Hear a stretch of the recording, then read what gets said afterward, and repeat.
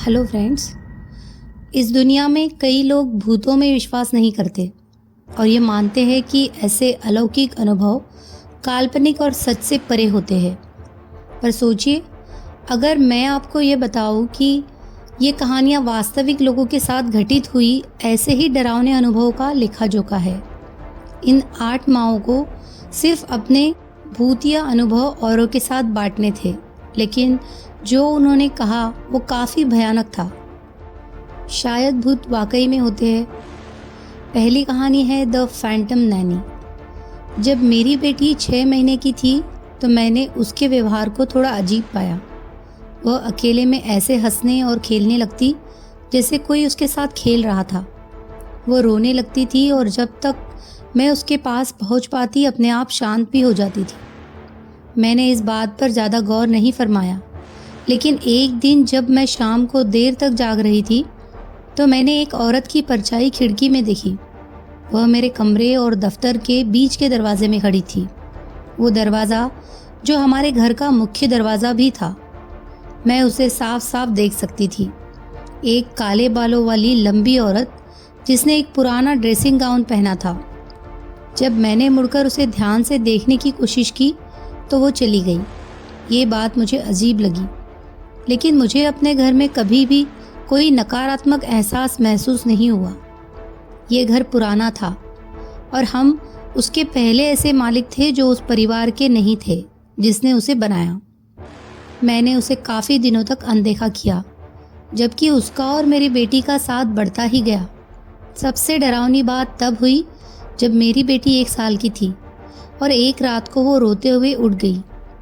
मैं और मेरे पति दोनों उसको देखने के लिए उठे तो हमने बेबी मॉनिटर पर कुछ अजीब सी आवाज़ सुनी और मेरे पति ने मेरा हाथ पकड़कर अपनी उंगली अपने होठों पर रखकर इशारा किया। हम चुप हो गए और सुनने लगे। वो एक औरत की लोरी गाने की आवाज़ थी। थोड़ी देर बाद मेरी बेटी शांत हो गई और नाइट नाइट कहकर सो गई। मेरे पति भागकर उसके कमरे में गए देखने के लिए कि वो ठीक है या नहीं। सब ठीक था किस्मत से, पर फिर भी हमने अगले ही दिन अपने घर की सफाई करवा दी। दूसरी कहानी है डरावनी और अनचाही एक्सोर्सिज्म। मैंने अपने एक दोस्त के यहाँ एक लड़की को देखा जो किसी भूत के वश में थी। मैं बाहर ही थी जब मैंने उस लड़की की माँ को रोते और चीखते सुना। हम लोग अंदर गए और देखा कि मेरा दोस्त, जो काफ़ी तगड़ा आदमी है, अपनी बहन को पकड़ने की कोशिश कर रहा था। मैं इसीलिए कह रही हूँ कि वो भूत के कब्ज़े में थी, क्योंकि वो आदमी की आवाज़ में बात कर रही थी। वह एक 17 साल की लड़की थी जिसका वज़न 110 पाउंड था। उसने अपने भाई को धक्का दिया और धरती पर गिर गई। फिर वह अपने आप धरती से उठ गई। उसका शरीर हवा में था और सिर्फ उसके पैर और सर धरती को छू रहे थे। बहुत ही भयानक था। काफ़ी लोग चले गए। मैं वहाँ रुक गई और उसके भाई की मदद करने लगी, उसको पकड़ने में, और उस आत्मा से कहने लगी कि वो यहाँ से चली जाए। पता नहीं मैंने ऐसा क्यों किया। मैं हमेशा से धार्मिक रही हूँ और मुझे लगा कि मैं मदद कर सकती हूँ। 20 मिनट बाद वह ठीक हो गई और उसे कुछ भी याद नहीं था। उसे कुछ भी नहीं पता था कि क्या हुआ। वो बहुत परेशान और घबराई हुई लग रही थी। अब वो ठीक है। मैं और उसका भाई संपर्क में रहते हैं। पिछली बार जब हमने बात की थी तो वो 1 साल पहले थे और उसे अभी भी वो रात अच्छे से याद है। उसने मुझे धन्यवाद कहा, पर मुझे नहीं लगता कि मैंने कुछ उल्लेखनीय किया था। मैंने वो किया जो मुझे सही लगा और मैं सिर्फ मदद करना चाहती थी। अगली कहानी है पागल खाने का भूत। कुछ दिनों पहले मैं और मेरा एक दोस्त वुड काउंटी हिस्टोरिकल म्यूजियम देखने गए। वह पहले पागलों का अस्पताल हुआ करता था, पर अब आप वहाँ घूमने जा सकते हैं या खुद अकेले भी घूम सकते हैं। पर हमें ये नहीं पता था कि वो 4 बजे बंद कर देते हैं। इसीलिए जब हम पहुँचे हमें सिर्फ एक बिल्डिंग देखने को मिली। सीढ़ियों पर लिखा था प्रवेश निषेध। हम सीढ़ियों के नीचे खड़े थे और आप विश्वास नहीं करेंगे कि हमने सीढ़ियों पर कदमों की आहट सुनी। मैंने अपने दोस्तों की तरफ देखा, ये जानने के लिए कि क्या तुम ये आवाज़ सुन रहे हो। वो नहीं कह रहे थे। वो तो हिल भी नहीं रहे थे, पर हमें मालूम है कि हमने क्या सुना। इसमें कोई शक नहीं था। हमने हकीकत में उन सीढ़ियों पर कदमों की आहट सुनी थी, पर वहाँ कोई नहीं था। मैं दोबारा वहाँ जाकर और इमारतों को जांचना चाहूँगा। अगली कहानी है भूतिया मेहमान। मैंने अपने घर में कई भूतों का सामना किया है। ऐसे ही एक वक्त में अपने शयन कक्ष में अकेली थी और मुझे लगा कि बिस्तर पर कोई बैठ गया है। मैं जग रही थी, इसीलिए मुझे मालूम है मैं सपना नहीं देख रही थी। उसके बैठने से रज़ाई भी नीचे हो गई।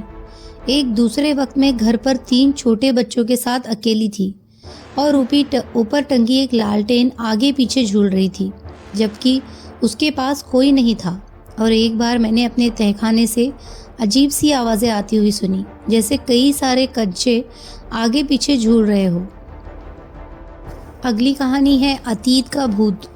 जब मैं 3 या 4 साल का था, हम विचिटा कैंसास में ऐसे घर पर रहते थे जो पहले एक वृक्षारोपण हुआ करता था और जिसमें कई सारे अपार्टमेंट थे। मेरी माँ ने बताया कि एक दिन उन्होंने मुझे चीखते हुए सुना और जब वह अपने कमरे से बाहर आई तो उन्होंने देखा कि मैं बाथरूम से निकल हॉल में भाग रहा था। मैं अकेले बाथरूम गया था और उन्होंने मुझे बताया कि मैंने वहाँ एक आदमी होने की बात उनको बताई। वो भागकर बाथरूम में गई, लेकिन वहाँ पर कोई नहीं था। बाथरूम की खिड़की इतनी छोटी थी कि उसमें से अंदर नहीं आ सकता था और घर की तलाशी लेने के बाद उन्होंने किसी के अंदर आने का कोई निशान नहीं पाया। उन्होंने मुझसे उसका हुलिया पूछा तो मैंने बताया कि उसके पास एक जोड़ी रिवॉल्वर थी। वो धारीदार सूट पहने था और उसकी मूछें थी। मैंने दोबारा उस आदमी को नहीं देखा, पर मैं अकेले कभी बाथरूम नहीं जाऊंगा। 1 महीने बाद जब वह किचन सिंक साफ कर रही थी तो उन्हें पता चला कि पीछे की दीवार नकली थी और उसे हटाकर देखा। पीछे एक छोटी सी जगह थी जहाँ एक आदमी आराम से रह सकता था। कुछ पुरानी बोतलें, एक पुराना कंबल और एक दीवार से टंगा हुआ एक धारीदार सूट। वो बहुत डर गई और क्या कहूँ। जब मैं 6 साल का हुआ तो मेरी माँ ने दोबारा ये बात मेरे दादा दादी से छेड़ी। मेरे दादा दादी ने बताया कि उनके पास पुरानी कई किताबें थी जिनमें कई तस्वीरें भी थी, तो उन्होंने वो निकाली और मुझे उनमें से पहचान करने को कहा। जैसे वो पन्ने पलट रहे थे, मैंने उस इंसान को पहचाना और वो तस्वीर थी वाट यार्ब की, जो बिल्कुल बाथरूम के आदमी जैसा सूट पहने था। अगली कहानी है वो रूममेट जो शांति से नहीं बैठेगी। मैं 2 और लड़कियों के साथ एक अपार्टमेंट में रहती थी और जब भी मैं घर आती थी तो मुझे एक एहसास महसूस होता था जैसे घर पर कोई और भी है। हर कमरे की तलाशी लेने के बाद और ये जानकर कि कोई नहीं है, तब भी ऐसा लगता था जैसे कोई मुझे देख रहा है। मैं जब लव सीट जो कि हॉलवे के सामने थी पर बैठती थी, मुझे कभी कभी आंखों के कोनों में लाल की झलक आती थी। इससे मैं डर जाती थी क्योंकि दीवार पर या उसके आसपास कुछ भी लाल नहीं था। आखिरकार एक रात हम सब लोग घर पर थे और बात करने लगे।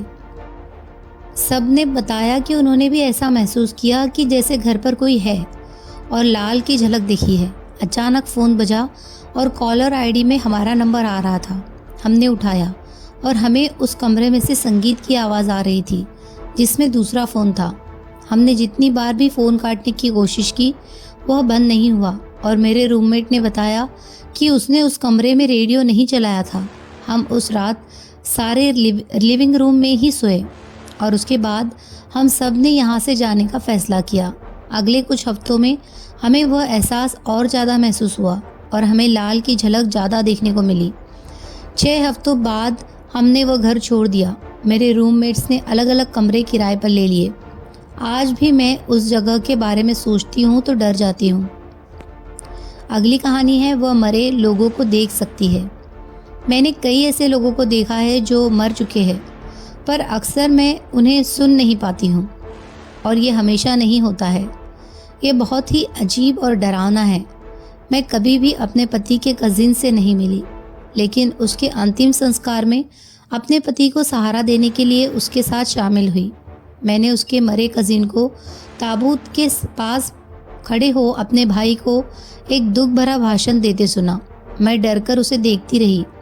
वह दुखी होने के बजाय अपना सर हिला रहा था।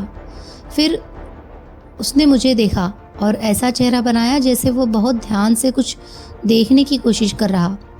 जब मेरे पति ने मेरा हाथ पकड़ने के लिए मुझे छुआ, मैंने नज़र हटा ली। जब मैंने वापस देखा तो वो जा चुका था। उसके अलावा मैं अपने परिवार में मरे कई लोगों को और अपने मरे कुत्ते को भी साफ साफ देख पाती थी। इसके अलावा मेरे पास डॉटी है, जो एक छोटी लड़की है, जो मेरे बेटों के कमरे में रहती है और उनके चले जाने पर रोती है। मैंने उसे नहीं देखा है, पर वह मेरे बेटों ने उसे कई बार देखा है और मेरे पति ने भी उसे देखा है। अगली कहानी है घर में डरावनी आत्माओं का वास। अपने घर में हाल ही में आने के बाद मैं सोने की कोशिश कर रही थी जब मुझे ऐसा लगा कि बिस्तर हिला है, जैसे कोई उस पर बैठा है।